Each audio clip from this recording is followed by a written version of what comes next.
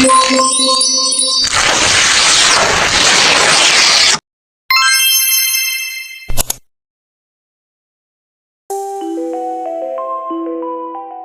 dampak positif dan dampak negatif kedudukan Jepang di Indonesia dari bidang politik, yaitu dampak positifnya yang pertama, dibentuknya BPUPKI dan PPKI. Saat itu Jepang menjanjikan kemerdekaan akan diberikan kepada Indonesia suatu hari nanti. Sebagai upaya memenuhi janji itu, Jepang membentuk Badan Penyelidik Usaha-Usaha Persiapan Kemerdekaan Indonesia, bisa disebut BPUPKI, dan Panitia Persiapan Kemerdekaan Indonesia, yaitu PPKI. Hasil dari BPUPKI dan PPKI adalah menghasilkan rumusan dasar negara Indonesia, yaitu Pancasila dan Piagam Jakarta.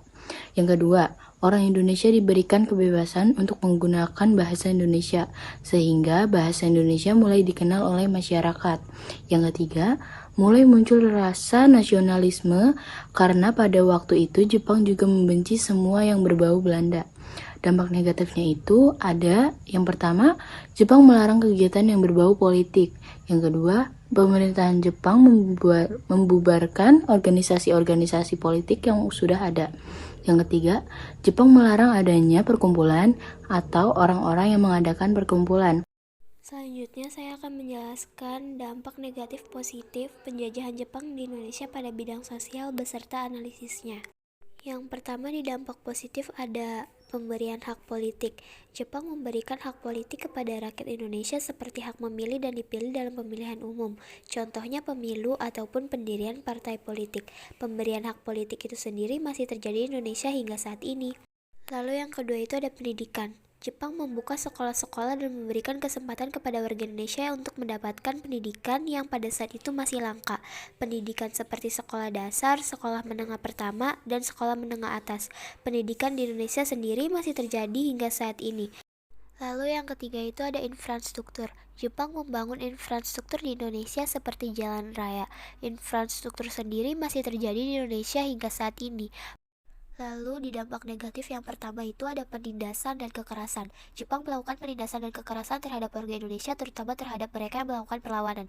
Penindasan dan kekerasan itu sendiri masih marak terjadi di Indonesia hingga saat ini. Pengaruh penindasan dan kekerasan untuk Indonesia saat ini adalah akan semakin banyaknya manusia yang tidak terjamin keselamatan hidupnya sehingga menjadi ketakutan tersendiri ketika bertemu orang lain. Lalu yang kedua itu ada pekerja paksa atau biasa disebut romusa. Jepang memaksa rakyat Indonesia untuk bekerja di proyek-proyek konstruksi dan pertahanan, seperti membangun stasiun kereta api tanpa dibayar. Pengaruh pekerja paksa untuk Indonesia sendiri adalah banyaknya yang meninggal akibat kelelahan. Lalu dengan tidak dibayar dan diberikan makan itu juga yang mengakibatkan banyaknya korban atas kejadian pekerja paksa ini. Lalu yang ketiga itu ada propaganda. Jepang menyebarkan propaganda untuk mengubah pandangan dan nilai-nilai budaya Indonesia seperti mendorong penggunaan bahasa Jepang dan menghilangkan penggunaan bahasa daerah. Propaganda di Indonesia sendiri masih terjadi hingga saat ini. Bidang budaya. Ada dampak negatifnya. Yang pertama, kebijakan sekiri atau penghormatan pada kaisar dengan membungkukkan 90 derajat menghadap Tenko atau kaisar.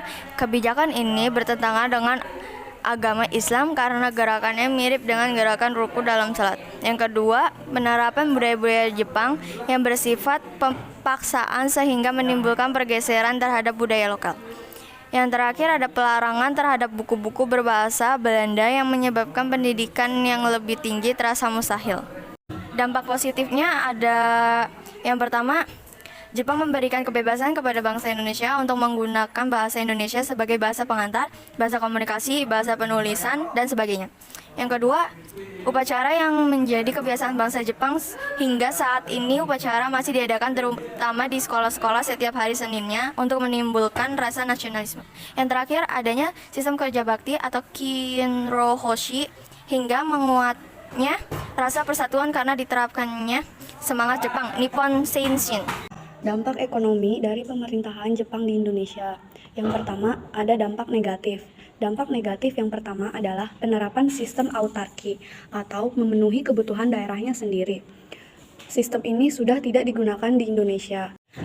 Dampak negatif yang kedua adalah krisis ekonomi atau inflasi. Krisis ekonomi atau inflasi masih terjadi di Indonesia. Pengaruhnya untuk Indonesia saat ini adalah karena penurunan permintaan dan banyaknya stok. Terputusnya hubungan antar daerah akibat self-sufficiency. Self-sufficiency adalah kemampuan diri sendiri untuk memenuhi kebutuhan dirinya menggunakan kemampuan pribadi. Sistem ini sudah tidak digunakan di Indonesia. Kedua, ada dampak positif. Dampak positif yang pertama adalah didirikannya KUMI-AI atau Koperasi Pertanian. KUMI-AI masih digunakan hingga saat ini. Pengaruhnya untuk Indonesia adalah untuk mempermudah mencari bahan pokok. Dampak positif yang kedua adalah diperkenalkannya line system atau pengaturan bercocok tanam secara efisien. Line system masih digunakan di Indonesia hingga saat ini. Pengaruhnya untuk Indonesia adalah untuk mempermudah dan mempersingkat waktu bercocok tanam. Dampak positif yang ketiga adalah pengembangan industri, seperti industri pengolahan sawit, karet, jalan raya, pelabuhan, dan sistem irigasi. Perkembangan industri masih terjadi di Indonesia hingga saat ini. Pengaruhnya untuk Indonesia adalah meningkatkan kapasitas produktif, penciptaan lapangan kerja, inovasi, dan penggunaan sumber daya alam yang optimal.